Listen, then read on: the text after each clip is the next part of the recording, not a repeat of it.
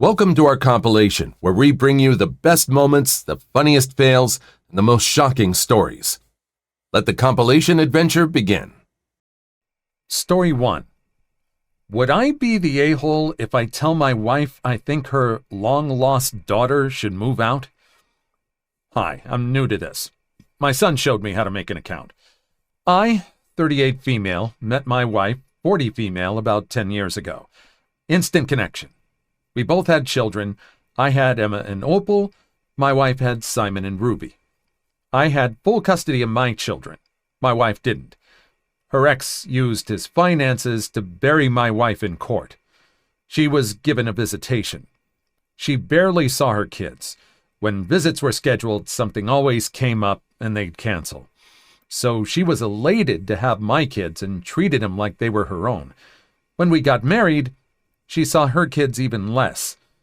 I watched her world erupt when the family shared wedding videos of her ex and his new wife, where Ruby made a speech about being happy to finally have a mother. When Simon turned 18, he found my wife and told us that their dad lied about her to keep them away. After that, we did everything to talk to Ruby and explain. During this time, Simon visited us weekly and became a loved member of the family. Ruby never reciprocated any of our efforts, though, even after she turned 18.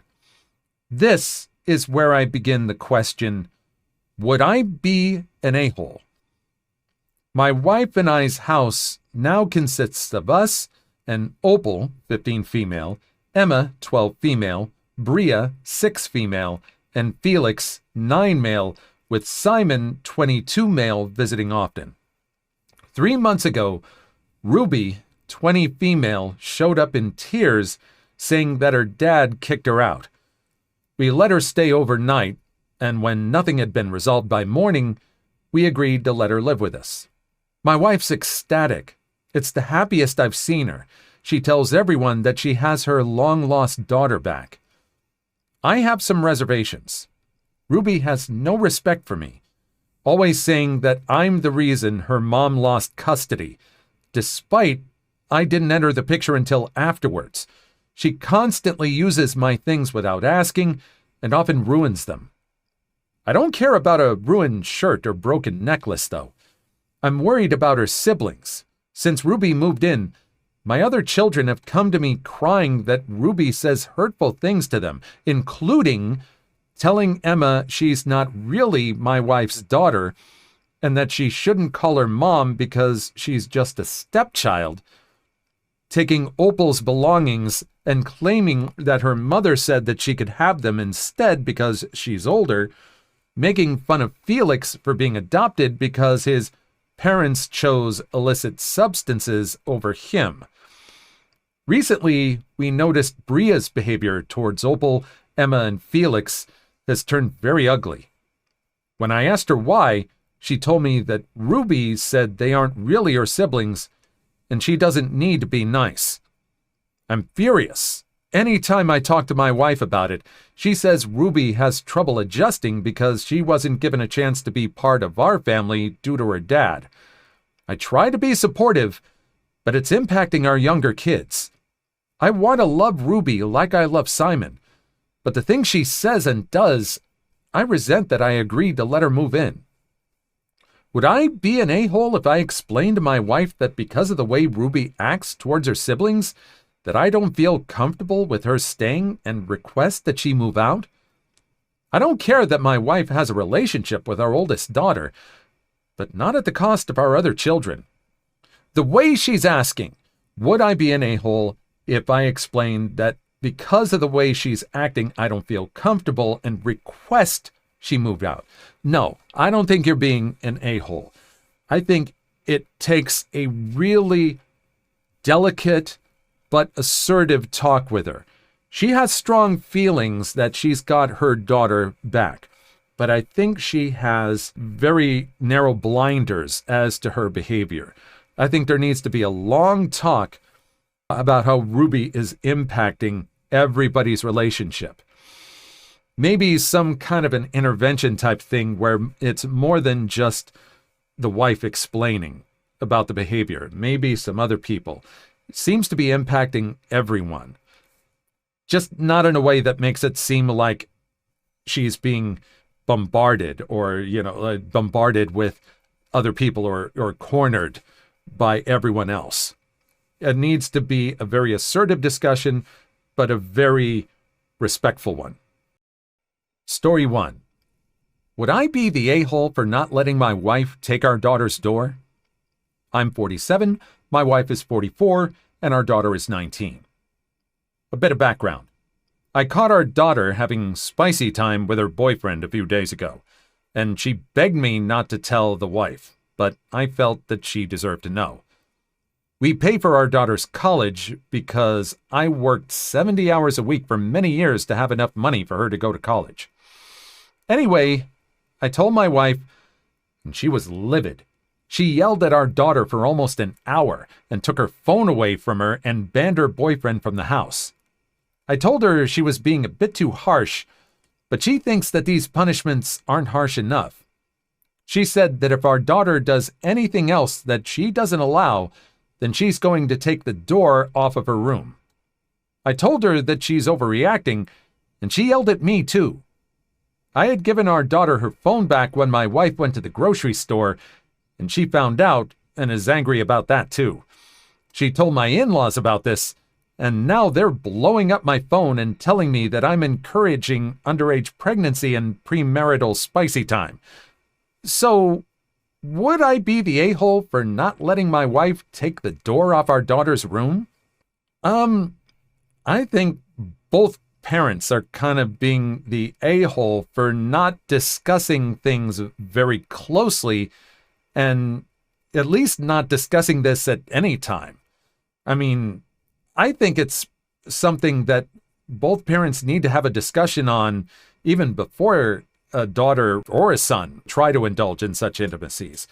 You need some kind of united front. I'm sure the wife is just really concerned about some sort of pregnancy, about this girl kind of setting her life back for a kind of family or having a baby that she might not be ready for and probably doesn't have the capacity to take care of yet because she's going to college. I think they both need to really have a long discussion about what's fair and what's not and come to some sort of compromise. I mean, what do you think? Story 2. Aunt shows up at my house with all her stuff, tells me she's going to be living with me for a while. So, without getting too political, we recently had an election in the USA. My aunt supported one side, while her husband and adult offspring supported the other side. The election did not go the way my aunt wanted it to. Aunt proceeded to flip her lid, breaking things, yelling, and even going as far as to set her daughter's "I voted" sticker on fire. Her husband called the cops. The cops declined to arrest her for anything, but suggested that she find a different place to stay for the night. This happened yesterday, in New Jersey. Fast forward to 2 a.m. today. Here I am sleeping peacefully in my home with my family over 500 miles from all that drama. My fence alarm goes off, waking me up. I don't know if it's a bear or a trespasser, so I get my pants on and grab my shotgun just to be safe. Turns out, my aunt cut the lock off my front gate because she couldn't get in, and I wasn't answering my phone. Why did she have bolt cutters in the car? So I safely stow my weapon and ask her what the hell. She starts crying and screaming. Mind you, this is at 2 a.m. in a quiet rural community, about how the devil took her family and they threw her out. And she says that since she has nowhere else to go, I need to let her in so she can stay in my guest room for a while. I told her one of my guildies is using that room right now. The room is occupied. This person came from Texas all the way to West Virginia to hang out with me. I'm not going to toss them out with 30 seconds of notice because my aunt showed up. So she decides to call the police and tell them that I'm keeping her from entering her home. We're out in the woods, so the cops don't get here quickly. 4:41 a.m., the cops show up. I see them talking to her in my driveway. She shows them the bolt cutters and the ruined lock. A few minutes later, the officer knocks on my door. Your tenant claims that... I immediately cut him off and told him that I do not have a tenant. I own and occupy this structure. I offered to show him the deed. Well, this woman claims... I cut him off again. What's the address on her ID say? At this point, the cop is ticked at me. I can tell, so I try to de-escalate the situation. Look, man, she doesn't live here. She has never lived here. That's my aunt. She lives in New Jersey. Please, check her ID card. Cop calms down a bit and lets me know that he will talk to her and then come back. About 10 minutes later, the cops come back to my door. 3 of them this time, not just the one from earlier. One of them had stripes and a rocker on his arm, so I could tell he was important. He asks me if there's any way Aunt can stay here for the night, because she's too drunk to drive, so he can't let her back on the road. This woman just drove from New Jersey to West Virginia drunk. Thank the deity she didn't kill anyone. I told them that she can't stay here, but that I'm sure there's room in the local jail. The cop asks me if she can just sleep in her car in my driveway and leave in the morning. I told him absolutely not. When she wakes up in the morning, I would just have to call them to come get her off my property, so that would solve nothing. I asked them to remove her from my property. Long story short, her car got towed and she's in the drunk tank. No charges pending for the night. So much for sleeping tonight. My kids need to be up for school soon. I mean, that is very much taking a stand. But I think that's all very prudent on this person's part.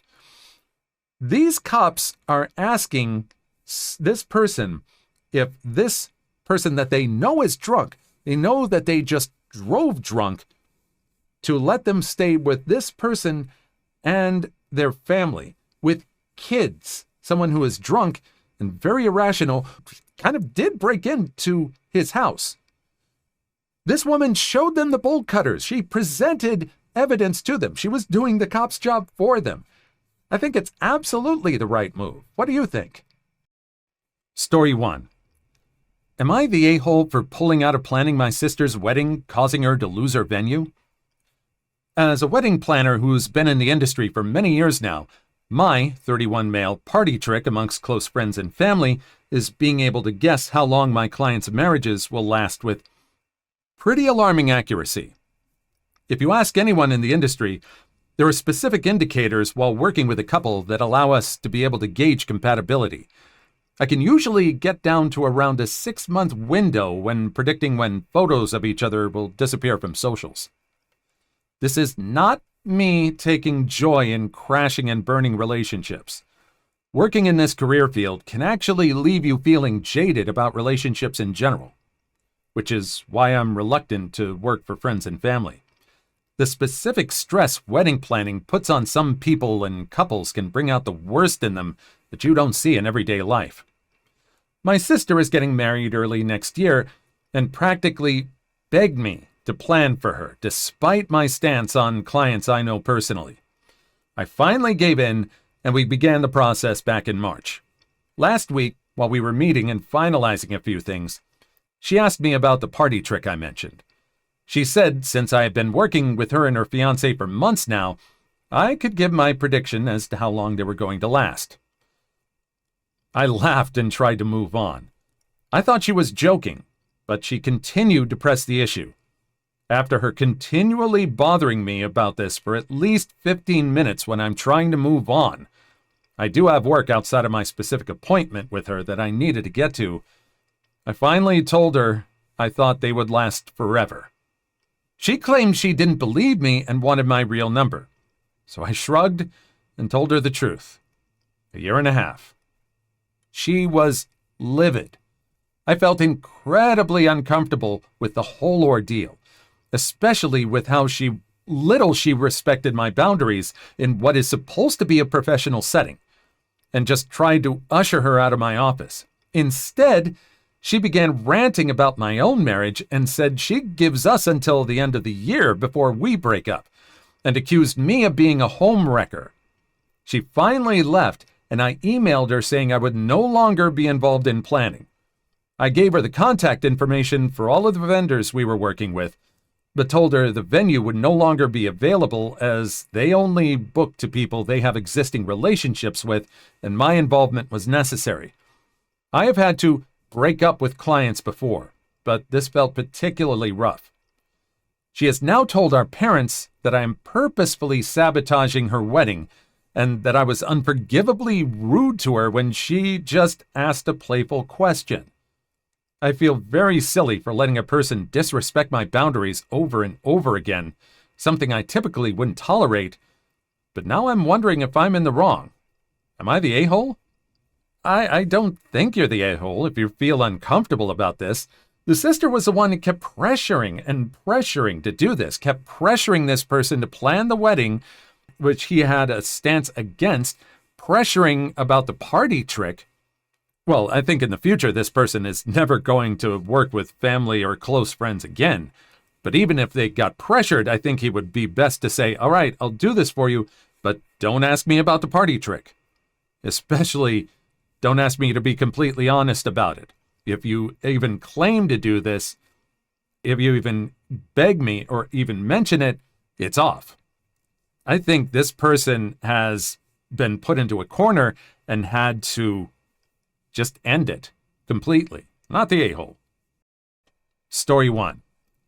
Am I the a-hole for wanting my sister-in-law and her kids to move out of my house? I've been with my boyfriend for 6 years now. After 2 years of dating, we got our own place together, including my stepson, who we have full-time. This was our first ever house we each have had without living with parents or family. My sister-in-law lived with her mom, stepdad, and her 4 kids. She's a single mother. They ended up losing the house because of financial reasons and pretty much had nowhere to go. So I told my partner that his sister and kids can stay with us until she gets her own place. One of her kids ended up staying with their grandmother. Anyway, so my sister-in-law and her 3 kids moved in with my partner, stepson, and I into our small 3-bedroom house. We made it accommodating so we could all live comfortably together. At first, we were pretty close and hung out a lot. But as time went by, we started drifting apart. I think it was because of the fact that my sister-in-law just stayed home all day, didn't get a job or even look for one, never helped out with the bills or rent, and would just go on dates with random guys she met online all the time. My partner and I both worked full-time jobs, and every day I would come home and the house was an absolute mess because of all the kids. They tried to clean it, but honestly, there was no point because it would just end up going back to smeg. I was so sick of it.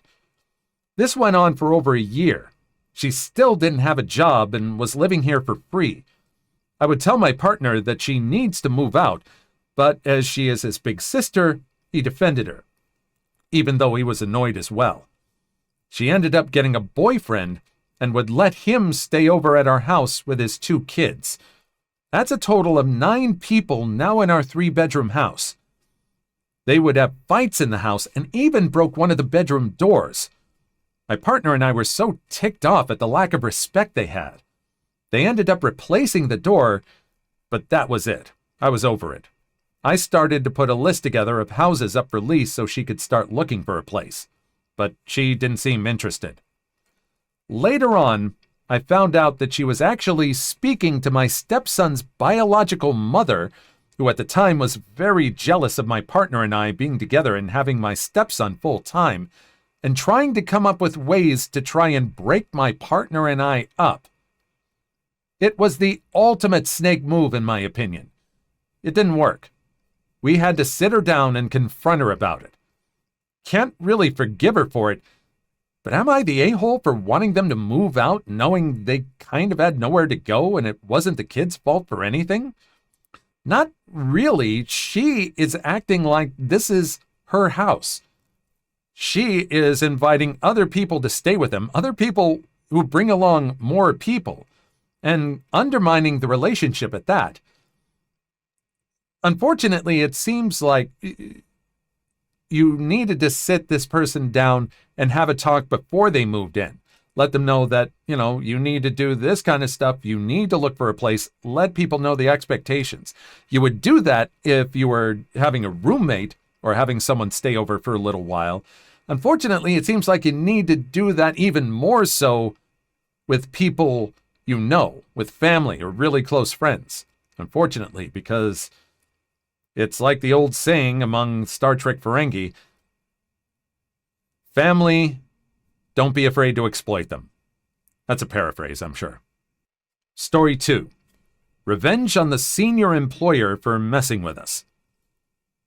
Someone just linked me to this place, and oh boy, do I have a story for you guys.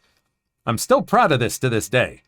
Obligatory throwaway disclaimer, and all names are changed. A few years ago, I was working in a job I really enjoyed with a team I really gelled with. There were about 5 of us working on the same portfolio of projects in different roles, and every single team member was just cream of the crop, incredibly good at what they do. I can't overemphasize how satisfying it was to work with such an incredibly competent, likable group of people. In this job, instead of getting the Sunday night blues, I would get excited thinking about the work I would be doing the next day and planning how we would solve the complex problems together. It was like a series of logic puzzles. Yes, I realize I'm a huge nerd. I promise. I also have a life outside of work. The one downside, there's always a downside, to this job, was Steve. Steve was not in the supervisory line for me or any of the team members, but he was about 3 levels above us and very senior. He had been there for years and was tight with senior leadership. Steve was also a mega creep. He said extremely inappropriate things to young women in the office, and he apparently wasn't averse to being handsy, though as far as anyone knew, that was as bad as it has gotten. The women in the office all knew to steer clear of him. My first week on the job, the Whisper Network made sure I knew. Never be alone with Steve. Intimate harassment is difficult to document, and no one wanted to risk their career or put a target on their back going after a big guy like Steve, so he just got away with it for years. So for a couple of years, I followed this advice. There were a few instances of Steve saying incredibly uncomfortable things to me in passing, but for the most part, I managed to avoid him. Then I found out that my teammate Rob had gotten on Steve's radar.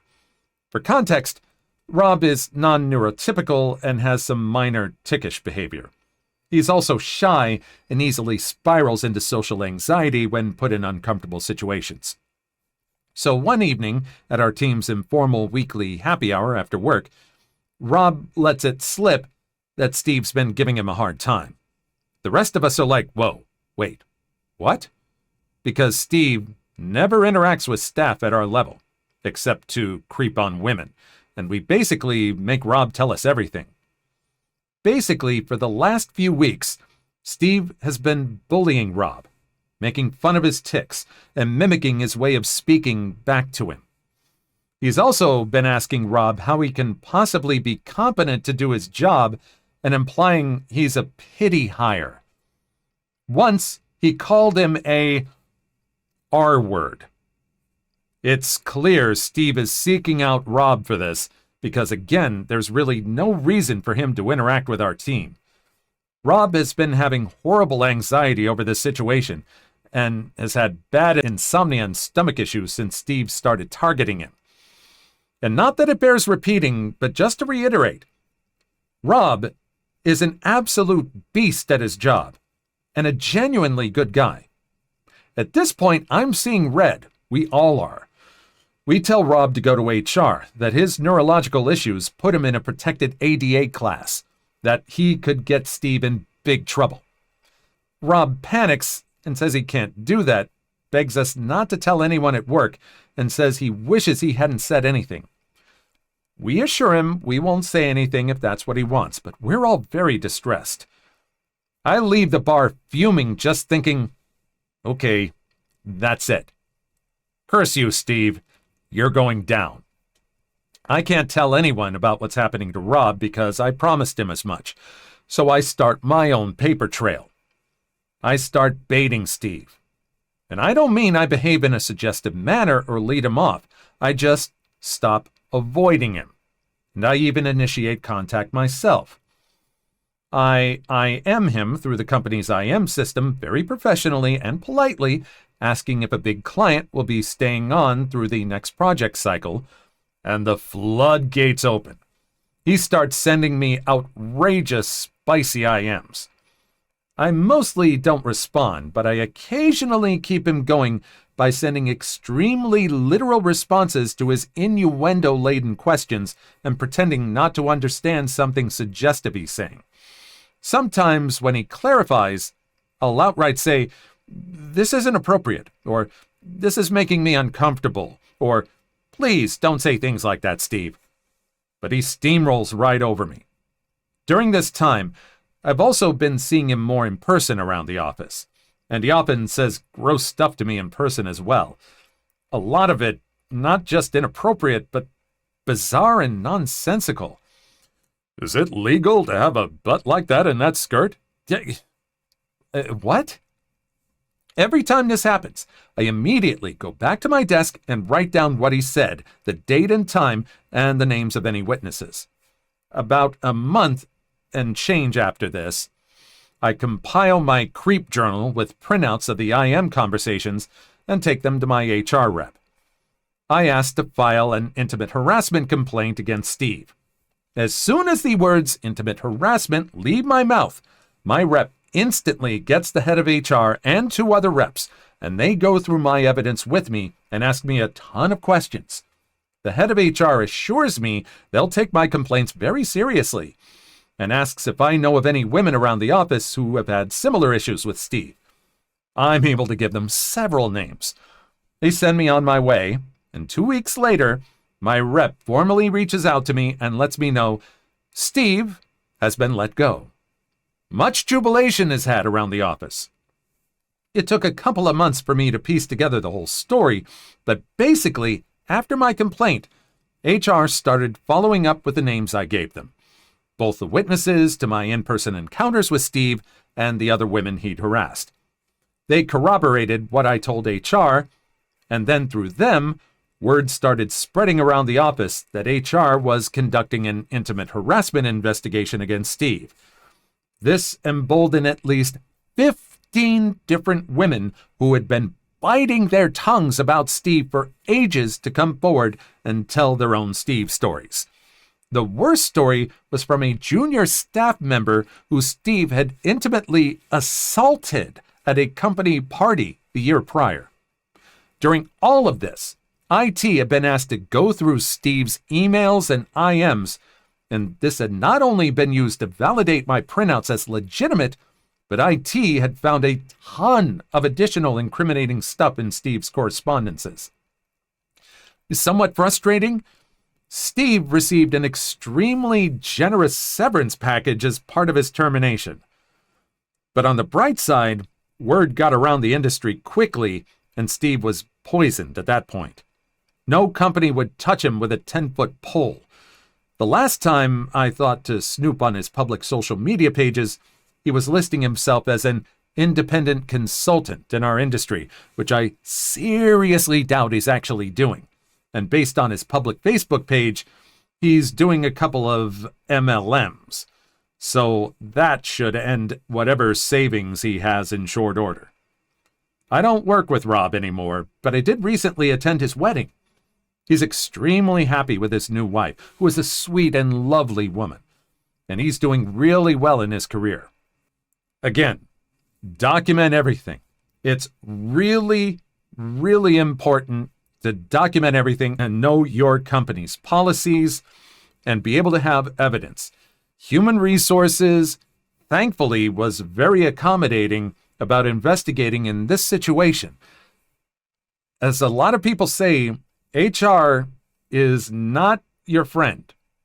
They were in this case. They were very helpful, but they're not going to be your friend. Document everything. Have evidence. This wasn't really some sort of devious plan. All they had to do was let this Creep Steve be Creep Steve and just document it all. Please like and subscribe if you made it this far. I hope you'll enjoy the rest of the video and have a wonderful day. Story 1. Am I the a-hole if I tell my mom that my dad asked if I could be a surrogate for him and his new wife? My 26 female, dad, 56 male, have been trying to have a child with his new wife, 40 female, for 2 years. They're attempting IVF but aren't having any luck.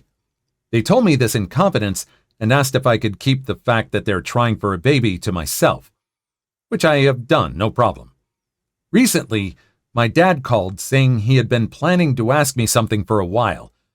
He asked if things with IVF don't work out, if I would be willing to be a possible surrogate with donor DNA. I was shocked and honestly disgusted by the idea. Background.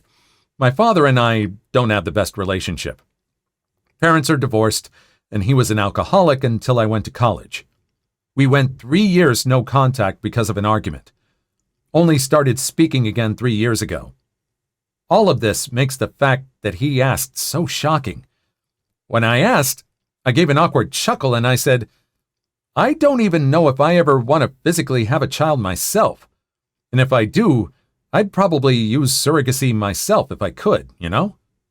He was audibly disappointed and responded with, No, I don't know. There was an awkward pause and I said, Yeah, well, sorry, but I love you.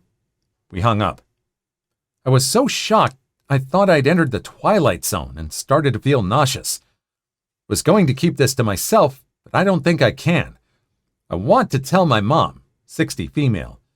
We have a very close relationship and constantly tell each other everything. Even if this is the end of that conversation, that my dad felt comfortable asking is weirding me out. Slightly concerned she might attempt to unalive him. My dad is a selfish person. I know he didn't consider the ramifications of what being pregnant and having a child would have on me at all, even if I would not be involved with raising it. I know part of why he asked is because he was hoping to save the money a surrogacy agency costs. It's grossing me out that he had to have thought about me being pregnant. It's gross, and I'd like to talk to my mom about this. Am I the a-hole if I talk to her about this after they asked me to keep the fact they're trying for a child a secret? It would give away that they're trying for a child and she might yell at him, giving away the fact that I told her. She wouldn't spread it to others, and I do feel like he crossed the line asking this. He probably did cross a line asking this, but I don't think that gives this person the permission to cross the line and talk to the mom about it. They did ask that she not mention them trying for a child. That was part of the agreement. What he did was rude and creepy and weird, but if you need to get it out, this person, if they need to get it out, they need to talk to someone else. There's plenty of apps and online help for, just getting things out in the open with someone. All sorts of therapy online you can get to. Story 2. Treat all prank calls as though they're serious? Sure. Have fun making 180 extra large pizzas. I work in a major pizza delivery chain that has so far been unsuccessful in out-pizza-ing the hut. Our store is in a college town, and everyone is bored as hell right now for obvious reasons. So we've gone from maybe 1 prank call a day to at least 3 to 5, which isn't much, but still really annoying with how much more business we've been getting, again for obvious reasons. The worst part is how uncreative and low effort most of them are. At least 80% of them are, "Can I get a boneless pizza?" or "Is this the Krusty Krab?" with the occasional insert GTA fast food order copy pasta here. This has been going on way too long. So I took up the habit of just hanging up whenever someone starts saying some stupid smeg. The boss wasn't too happy about this, but didn't care enough to say anything until an incident where I hung up on someone who wanted that boneless pizza, and he called back ticked because he actually wanted to order. So I get a stern talking to from the boss man, and he sends a message to the company's group chat app saying, "I know we've been getting more prank calls than usual, but please don't follow in certain people's footsteps and just hang up on them. Take the calls as seriously as possible. If they order something we can't make, calmly explain it to them and offer them something we do actually sell. We want to try and make money off of them, even if they're acting dumb." So the very next call is where the fun starts. "Thank you for calling. What can I get you?" "I'm so hungry. Can I get an extra large pizza with triple every topping?" "I'm sorry, ma'am. We can only go up to one extra and double each topping." "Huh. Okay, then. Can I get 20 extra larges of each meat y'all have? So like 20 pepperoni, 20 sausages, etc.? These people are obviously high as hell and giggling in the background the whole time. "Sure. Give me a second to ring it all up." "Okay, so that's 180 pizzas. The total will be $1,000. Don't remember the actual price, but close enough. And it'll take about 3 hours." "Awesome. Thanks. We'll pay with a check when we get there." Dial tone. So I place the order, and not 30 seconds later, I hear, "What the actual hell?" from the boss, and he runs to the computer. "How are they paying for this?" he asked me. They said with a check. We do still take checks for orders over $200, right? They can't have been serious. Was this a prank call? Not sure, boss. You said take all calls seriously. He just grumbles and picks up the phone and calls the customer, and all I hear is super loud laughter as he hangs up. Meanwhile, other employees have started actually making the ridiculous order without noticing anything weird about it. So by the time the boss finishes the call and cancels the order on the computer, there are already 5 extra large pepperoni pizzas in the oven. So we got free dinner for everyone working that night, as well as another message in the group chat app simply saying, "In regards to my last message, please just use good judgment when taking orders." You gotta be specific about what you want. You gave them the instructions and they followed it. It's possible that they actually sell what they were asking for. The fact that they wanted 180 and the fact that they were going to come in with a check, that should have been a hang-up for any other circumstance. Just be clear in what you want and give your employees some credit. Let them make a good judgment if they need to. Story 1. Am I the a-hole? My dad got a tattoo in the style of our matching tattoo with his new family. My father, 41 male, and my mother, 40 female, divorced 3 years ago. I live with my mother. My father remarried a year ago. His wife has 2 children, 18 female, 15 male. Me, 18 female, and my dad got a matching tattoo 2 years ago. It was a simple outline tattoo of a photo of us. After my dad got married, things started to get a bit more distant between us because he started to spend more time with his new family. Besides that, I think he doesn't want to see me around them. I don't know why. After all, I've never treated his wife or stepchildren badly. Yesterday, he refused to meet me on a weekend when we were supposed to spend time together, saying he was unavailable, and he reposted a story of him hanging out with his new family.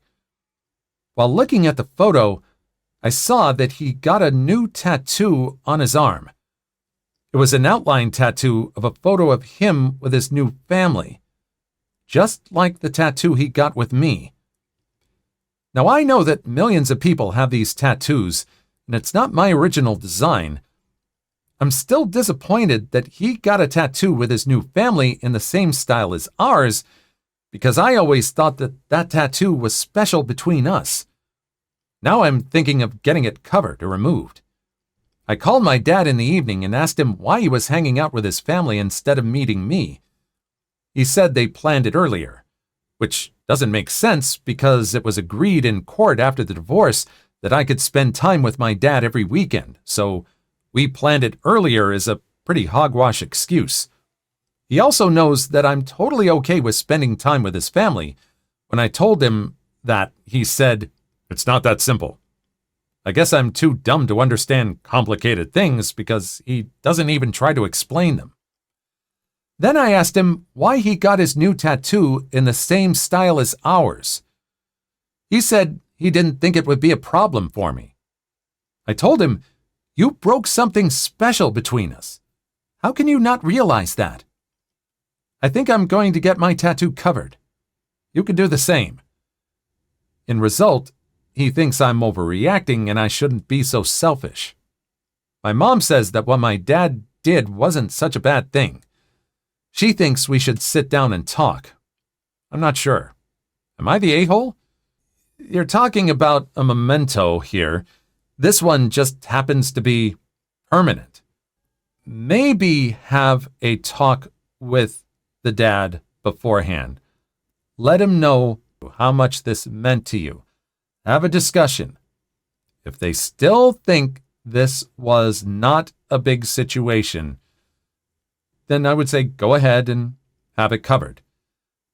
You can say to him he can have it covered, but he probably still feels that connection since he's your father, and he probably sees that tattoo along with that of his family and still has that connection. I think it's just you that feels different, and if you need to move on, you need to move on. Story 2. I've upgraded to first class. Background. Airline captain, commuting to work, purchased a full-fare first-class ticket to get there. Lived in Atlanta at the time, domiciled in Houston and commuted. Normally, you could get a jump seat in the cockpit, but on this auspicious day, that was already taken. Pass riding wasn't an option because there were no seats in the coach and only one in first. Pass riders can be bumped for fare-paying passengers. And I needed to get to work, so I plunked down my credit card and bought the last seat in first. Boarding has occurred and I am peacefully in my seat waiting for pushback. Cast of characters. Me, entitled woman, flight attendant, captain of the flight I'm on. Entitled woman. You're sitting in my seat. You'll need to move right now. Me, checks boarding pass. Nope, this is my seat. Not going to happen. Sorry. Entitled woman. You're an employee. You're sitting in my seat. Move now. Me. May I see your boarding pass? Clearly there's been some mistake. Entitled woman. You may not see my boarding pass. I showed that when I boarded. I've upgraded to first class. Now move. Me. You'll need to resolve this with the flight crew. I'm a passenger. Entitled woman stomps off, resembling an irritated Dolores Umbridge, and returns with flight attendant. Flight attendant. Good morning, Captain. May I see your boarding pass? Me. Sure thing. Shows boarding pass. Flight attendant. Ma'am, that's his seat. He paid for it. Entitled woman. Well then throw him off, dear. I've upgraded to first class and that is now my seat. Flight attendant. I'll need to see your boarding pass, ma'am. Entitled woman. You will not. I showed it when I boarded. I've upgraded to first class. Flight attendant. How did you upgrade to first class? Entitled woman. I've upgraded to first class. I'm more important than an employee. Now get him out of my seat. Someone has called the cockpit, and the captain has left the flight deck to deal with this. Captain. Ma'am, I'm Captain Wallaby, not his real name. I've just spoken with the gate agent. We certainly apologize for the awkward situation. The agent has corrected your paperwork and has a voucher for future travel for you as well. Please go fetch your new boarding pass and your voucher, and we'll be on our way. Entitled woman departs up the jetway, a triumphant smile on her face. The captain turns to the flight attendant and says, Prepare the doors for departure. The doors close. The captain returns to the cockpit, and as we push back from the gate, I can see the entitled woman pounding on the glass next to the jetway. It was a nice ride to Houston. The coffee was wonderful. This woman really thought she could just pull a snow job and get this seat. I don't have to show you this. She was hiding something completely, and we all know it. Everyone knew it on this trip. The flight attendant, the pilot that was flying the plane, everyone knew. And that was a sneaky way to get her off of the plane. Story 3. We need that house more than you because we have kids. A quick vent. 5 years ago, my husband and I bought a house. We'd been saving for years for the down payment, and the stars must have aligned for us to get it. Everything worked out perfectly. The house was a major fixer-upper, but it had land, and we were happy with that. Turns out my brother-in-law had looked at the house when it was listed as well. They decided it was too much work to fix up and not worth it. They wanted major upgrades too, whereas my husband and I are very simple people. We don't need granite countertops or a soaking tub or hardwood throughout. Met up with a family recently, and the brother-in-law was talking about how cramped their condo has become with 2 kids now. My brother-in-law decided this was the time to tell us that we should trade houses. I kid you not. Brother-in-law is very, very entitled. The brother-in-law proceeded to argue that we are only 2 people, and their family is growing and could use the space. Literally suggested that we give ours to him and buy out his condo. I laughed. I knew he was serious, but I couldn't help but laugh. I'd never in my life imagined someone could be so damn entitled that they demand someone give up their home for the sake of another family. Are you kidding me? The brother-in-law then got mad at me for not even considering it and began justifying all the reasons his family needed our house more. Oh, you think this would be the worst part, right? No, it gets better. We never finished the basement, so there's only 1 bathroom in the house. My brother-in-law informed me that if we were to trade houses, we would need to make some major upgrades first, because he wouldn't have time to be able to make any renovations. He was somehow inexplicably certain that I would see the logic in this plan and just trade houses with him, because they needed the extra space so much more. And now my brother-in-law isn't talking to me because I laughed through the whole thing and wouldn't take him seriously. Win-win. Go ahead, punish me by not talking to me.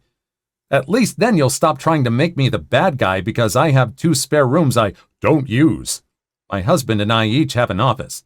And tell everyone how horrible I am because I wouldn't buy out your condo at market value while giving you ours out of the goodness of our hearts. Last I know, he was now trying to tell my father-in-law to retire and move into the city so that they could have the farm. Joke's on him. Father-in-law already talked about it and has left the farm to me and my husband in his will. Because we actually farm, and my brother-in-law thinks it's too much work. I always thought the internet exaggerated that people like this exist. I thought situations like this couldn't possibly be real. What the hell are these people thinking? This guy is entitled. For some reason, he thinks his persuasion skill is much higher than it actually is.